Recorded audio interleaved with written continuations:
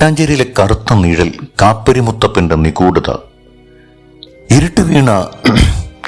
ഇരുട്ട് വീണ മട്ടാഞ്ചേരിയിലെ പഴയ ചുവരുകൾക്കരികെ നിൽക്കുമ്പോൾ എവിടെ നിന്നോ ഒഴുകി വരുന്ന ചുരുട്ടിന്റെ മണം നിങ്ങൾ അനുഭവിച്ചിട്ടുണ്ടോ? എങ്കിൽ ഉറപ്പിക്കാം, കാപ്പരി മുത്തപ്പൻ അവിടെ വന്നിട്ടുണ്ട്. നൂറ്റാണ്ടുകൾക്ക് മുൻപ് പോർച്ചുഗീസുകാർ തങ്ങളുടെ അളവറ്റ സ്വർണവും രത്നങ്ങളും മട്ടാഞ്ചേരിയിലെ വലിയ മതിലുകളിൽ ഒളിപ്പിച്ചു.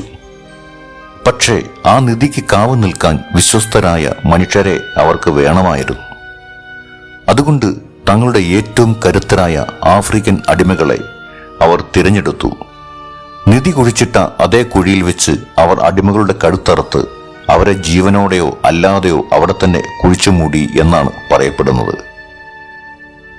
മരിക്കുമ്പോഴുള്ള ആ കടുത്ത പകയും വേദനയും ആ ആത്മാക്കളെ അവിടെ തന്നെ തളച്ചിട്ടു.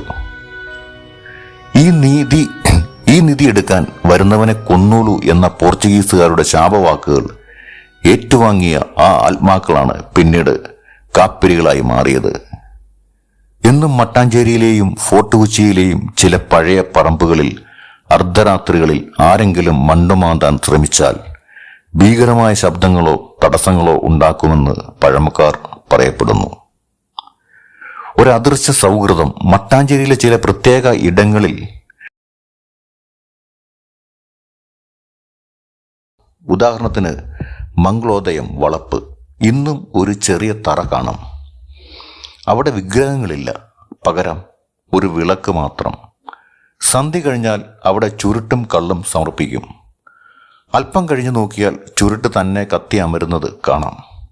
കാപ്പിരി മുത്തപ്പൻ അത് വലിച്ചു തീർക്കുകയാണെന്നാണ് ഇപ്പോഴത്തെയും വിശ്വാസം.